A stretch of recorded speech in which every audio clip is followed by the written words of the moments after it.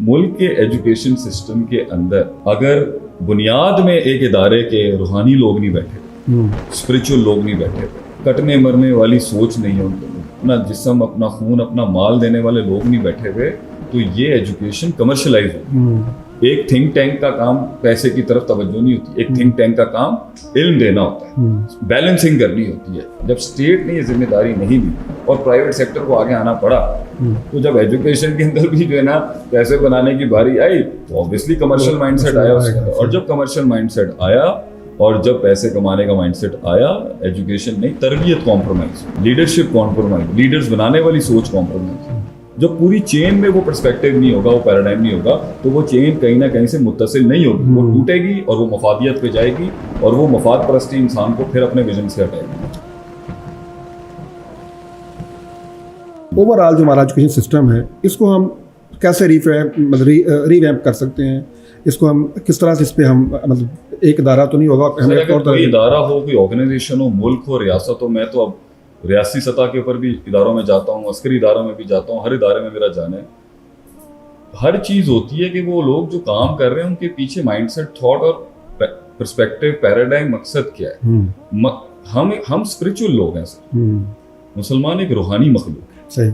हमारी दुनियावी सारे उसूल, हमारी मादा परस्ती, हमारी हिस्सियत, हमारे जितने भी फिजियोलॉजिकल एस्पेक्ट्स और पैराडाइम्स हैं, वो रूहानियत से माफौक नहीं हो सकते। कल भी मुझसे एक पॉडकास्ट में सवाल किया है डॉक्टर सुबैल ने भी कि इस्लामी बिजनेस में और दूसरी, मैंने कहा इस्लामी तिजारत के अंदर लेन देन सब जो भी चल, उसमें नबी सल्लल्लाहु अलैहि वसल्लम ने रूहानियत को हमेशा इंसानी ज़रूरत के ऊपर रखा है। तो ही बैलेंस रहे, तो ही कुर्बानी और इसार रहेगा आगे से।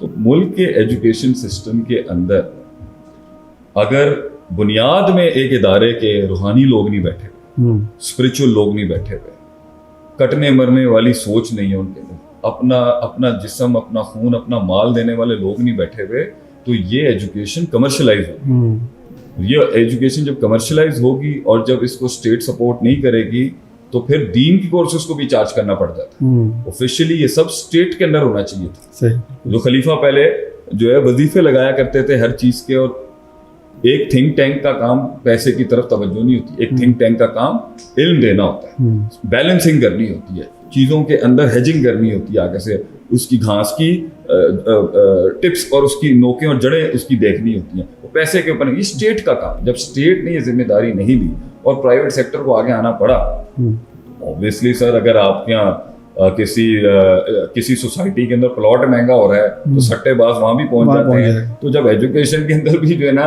पैसे बनाने की बारी आई, तो ऑब्वियसली कमर्शियल माइंडसेट आया उसके अंदर। और जब कमर्शियल माइंडसेट आया और जब पैसे कमाने का माइंडसेट आया, एजुकेशन नहीं, तरबियत कॉम्प्रोमाइज, लीडरशिप कॉम्प्रोमाइज, लीडर्स बनाने वाली सोच कॉम्प्रोमाइज। एक मसनद पे जाके इमाम हुसैन रज़ी अल्लाह ताला अन्हु एक अंबिया के मनहज पर कुर्बानियां देने वाले, वो सोच खत्म हो गई, वो बिल्कुल ही गायब हो गई आगे। इसलिए फिर वो सिस्टम आया जिसने इनको फिट करने वाले सिस्टम वाली एजुकेशन है, वो इनकलाबी एजुकेशन। और दूसरी बात यह, जब आगे का मॉडर्न जो डिमांड कर रहा है वैसी एजुकेशन सिस्टम, जब आपने इनको नौकरियां करवानी है, इनको 9 to 5 पर्सपेक्टिव्स में रखना है, आपने इनको कंपनियों और कॉर्पोरेट सेक्टर के अंदर ही करना है, तो आपका एजुकेशन मॉडल भी वैसे ही होगा। जब आपने उसे इमाम बनाना है, तो शेख उसका सिलेबस, इमाम का सिलेबस और होगा, इमाम का सिलेबस और एक नौकर के सिलेबस में बहुत फर्क। मेरा ये सवाल था कि इस कौम के अंदर जो है वो लीडर कैसे पैदा किए जाए। जो देखें, मा मिन मौलूदिन इल्ला यूलद वलल फितरा, every child is born natural. अल्लाह ने हर इंसान को फितरत पे पैदा किया, और फितरत में कोई इंसान कभी भी फी नफ्सिही कभी भी गुलाम नहीं। उसे अल्लाह ने अपनी कुव्वतों और अपने सारे इदराकात, एहसासात, जज्बात, अपने सारे इमोशनल इंटेलिजेंस, इंटेलेक्चुअल कोशंट्स, अपनी सारे इनर पर्सपेक्टिव्स के साथ आज़ाद बनाया। उसको अंदर कुव्वत इरादा, कुव्वत इस्तदलाल रखी थी। एक ताकत थी सोचने की, इदराक करने की, एक ताकत थी उसे नीयत में कन्वर्ट करने की। ये इंस्टीट्यूशंस होती हैं जिन्हें अल्लाह ने आगे जो फर्द जुम आयद हो रही है वो अबवियत पर है, फ़ाबवा हो, कि माँ बाप होंगे सबसे पहले रिस्पॉन्सिबल, युहब्बिदानी और युनस्सिरानी और युमज्जिसानी और कमा क़ाल नबी सल्लल्लाहु अलैहि वसल्लम, वो होंगे जो इस कुव्वतों को परवान चढ़ाएंगे। फिर आगे तालीमी इदारे।